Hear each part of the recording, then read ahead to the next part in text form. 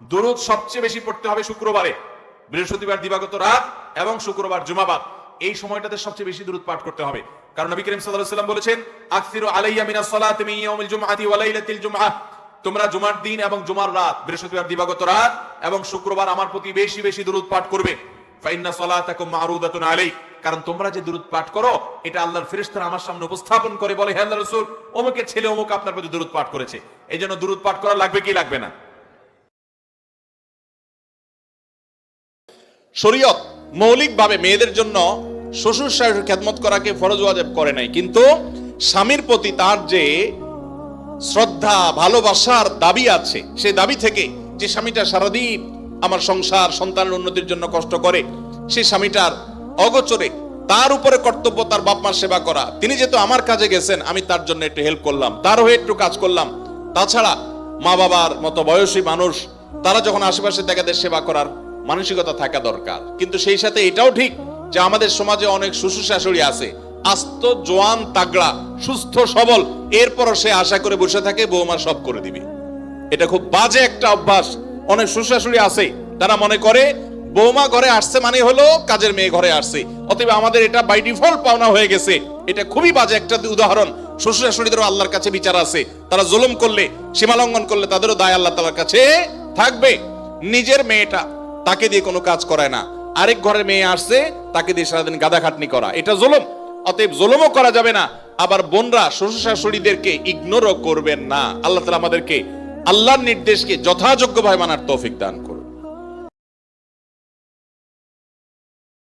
মেয়েদেরকে ইসলাম সমান অধিকার দিতে বলে না, কোন কোন ক্ষেত্রে ছেলেদের চাইতে বেশিও দিতে বলে, আবার কোন কোন ক্ষেত্রে কমও দিতে বলে, যেখানে যতটুকু প্রয়োজন ততটুকু। অতএব শেয়ানে শেয়ানে সমানে সমানে যদি নড়তে চান, তো ওদের যে অবস্থা হয়েছে, সংসার ভেঙে গেছে, পরিবার ব্যবস্থা ভেঙে গেছে, সে অবস্থা আমাদের হবে।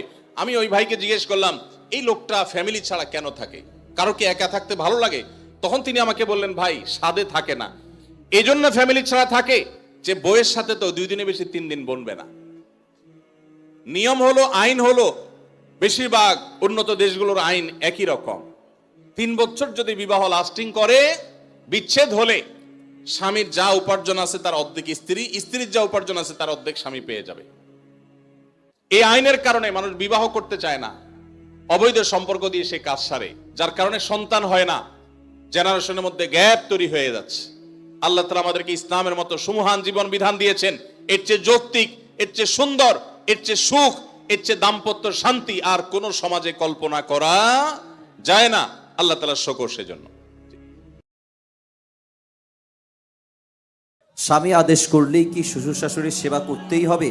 সেবা করতে গিয়ে অনেক সময় আমি অসুস্থ হয়ে যাই, এক্ষেত্রে ইসলাম কি বলে? ভাইরা আমার, স্বামী যদি আদেশ করে যে আমার বাবা মার খেদমত করো, এখন বোনের প্রশ্ন হলো আমি অসুস্থ হয়ে গেলেও কি স্বামীর সে নির্দেশ মানতে হবে কিনা? উত্তর হলো না। যদি এই পর্যায়ের হয় যে আপনি শ্বশুর শাশুড়ির সেবা করতে গিয়ে আপনি সুস্থ না থাকেন, এই পর্যায়ের আপনার সেবার প্রশ্ন আসে, তো আপনি নিজেকে অসুস্থ করে ফেলে তারপরে শ্বশুর শাশুড়ির খেদমত করতে হবে, এত কঠিন নির্দেশ ইসলাম আপনাকে দেয় নাই। তবে এ জাতীয় ইস্যুতে আমি অনুরোধ করব, কোনো ভালো বিচক্ষণ বিদগ্ধ আলেমের কাছে দেখা করে উভয়ের পরিস্থিতি পর্যালোচনা করে অ্যাসেসমেন্ট করিয়ে তারপর সমাধান নেওয়ার চেষ্টা করবেন। কারণ এখানে আপনার কাছে যেটাকে মনে হচ্ছে বাড়াবাড়ি, আদতে সেটা খুব নরমাল বিষয় হতে পারে। এজন্য তৃতীয় পক্ষের কারোর সহযোগিতা নিলে সেটা সবচেয়ে ভালো হয়।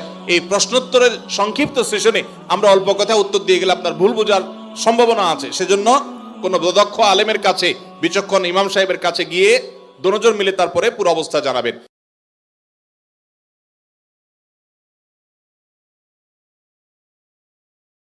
আমার শ্বশুরবাড়ির লোকজন আমার স্ত্রীকে জোর করে আমার কাছ থেকে আলাদা রাখে, অথচ আমার স্ত্রী আমার সাথেই থাকতে চায়, এক্ষেত্রে আমার করণীয় কি?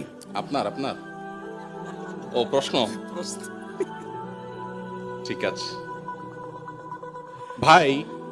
অনেক কমবখ্ত বাপ মা আছে, হতভাগা বাপ মা আছে, কপাল পোড়া। মেয়ে স্বামীর সংসার করতে চায় কিন্তু বাপ মা বাধা দেয়, আছে না নাই?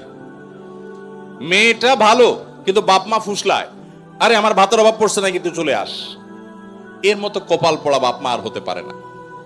বাইরে আমার, বেশিরভাগ সংসারে স্বামী স্ত্রীর মধ্যে অশান্তি সৃষ্টি করে তৃতীয় পক্ষ। কারা করে? তৃতীয় পক্ষ। আমি এই জন্য বলি, সাক্ষাৎ শয়তান যদি দেখতে চান, একবারে আপাদমস্তক শয়তান, তাহলে স্বামী স্ত্রীর মধ্যে অশান্তি সৃষ্টি করার জন্য যে ভূমিকায় অবতীর্ণ হবে, এ হলো সাক্ষাৎ শয়তানের ভূমিকা অবতীর্ণ হয়েছে। কথাকে বুঝাতে পারছি? শয়তান সবচেয়ে খুশি হয় কোন কাজে জানা আছে আপনাদের?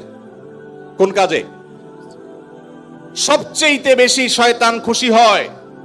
কোন সংসার ভেঙে দিলে, স্বামী স্ত্রীর মধ্যে বিচ্ছেদ হলে। আপনারা হাদিস শুনছেন, প্রসিদ্ধ হাদিস, শয়তান তার সিংহাসন পানির উপরে স্থাপন করে এবং শয়তান তার চেলাদেরকে ছেড়ে দেয়। চেলারা সারাদিন আকাম কুকাম করে সারাদিন অপকর্মের পরে ফিরে এসে তাদের দলনেতাকে বলে, আমি একজনকে খুন করিয়েছি একজনকে দিয়ে, আরেকজনকে দিয়ে একটা মিথ্যা বলিয়েছি, আরেকজনকে দিয়ে মাদকাসক্ত করিয়েছি, আরেকজনকে দিয়ে অমুক জেনা করিয়েছি। তখন শয়তান বলে, হ্যাঁ অবশ্যই কিছু না কিছু করেছ। কিন্তু যখন কোন শয়তান এসে বলে একজন স্বামী স্ত্রীর মধ্যে বিচ্ছেদ ঘটায় দিছি, তখন শয়তান বলে তুমি সবচেয়ে বড় কাজ করছো। সে